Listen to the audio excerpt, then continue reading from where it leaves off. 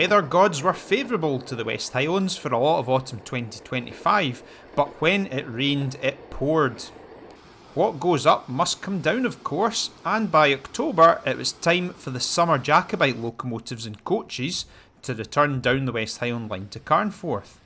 With 44871 departing earlier, it was left to the other Black 5, 45407, to return with a mixed rake of maroon stock on the 26th, the same day as an LSL charter was working south. Assisting locomotive 37409 ran ahead of the charter, so it wouldn't have to be the first train of the day in the poor autumn railhead conditions.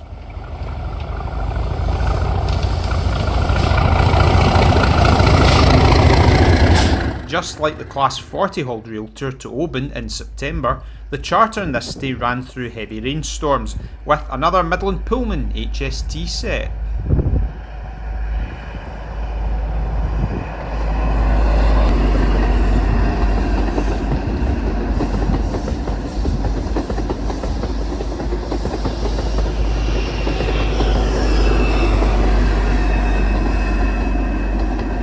The weather was only going to get worse, and Loch Long would disappear behind the mist by the time the Black 5 appeared half an hour later.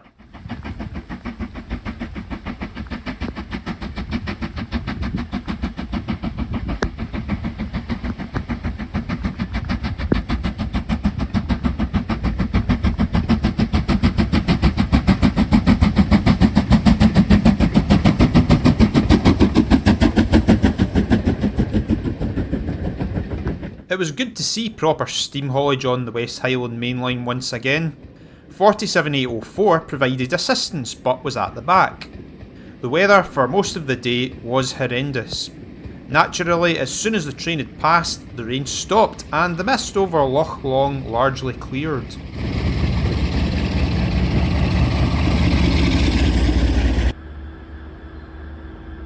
It's 25 years since Class 66s first started to appear on the railway to Fort William. But rather than a rail freight revolution, the new millennium was the end for West Highland traffic as we know it. The end of the Corpach paper traffic was followed by Freightliner ceasing to operate out of the Lochaber aluminium smelter. Freightliner 66s eventually saw use on workings such as this, a route learning trip from Creamlarich ahead of engineering work this autumn.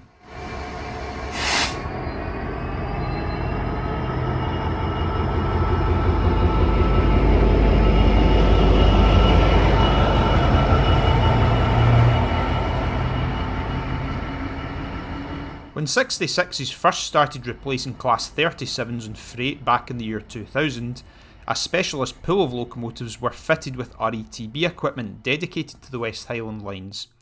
These were 66095 to 114. Now dispersed for use elsewhere, these original locos were the 660 subclass. The history of the West Highland Line documentary on this YouTube channel provides a detailed look back at freight traffic through the decades. The one train which did survive was the bulk alumina from North Blyth to Fort William. GB Rail Freight has a small fleet of 66-3s, and a couple of these machines still carry the blue livery of their former operator DRS. With speed down to a crawl, one of the 66-3s is seen struggling up the 1 in 84 from Ardloe to Creamlarich on the loaded northbound. With the train loading up to 1,000 tonnes and numerous speed restrictions on the line, this working can be a challenge, even for a Type 5 diesel.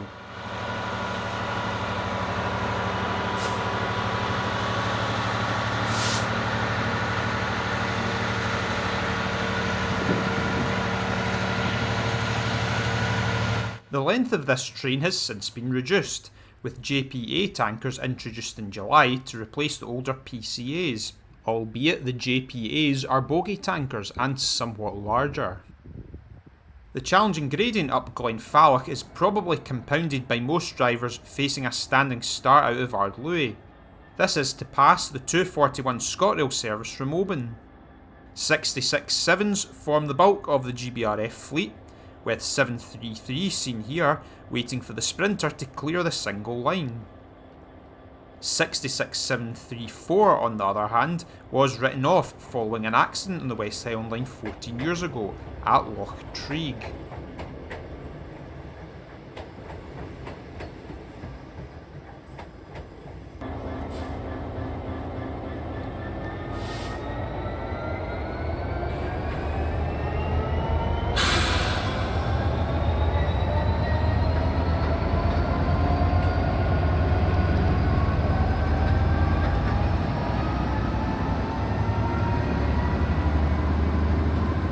route availability has been a long-running issue for Class 66s, with severe speed restrictions on many of the West Highland bridges and viaducts due to their weight.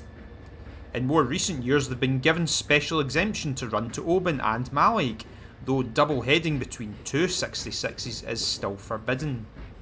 Initially they weren't passed to run between Fort William Junction and Fort William Station due to a weak bridge. This ban was eventually lifted, allowing the class to also haul passenger trains such as the Royal Scotsman. 66, 743 and 746 now carry the Scotsman Claret livery, but these two are sometimes drafted in to haul the sleeper, as the Class 73s are still plagued by unreliability. 743 is seen paired with 73967 as the morning sun begins to rise.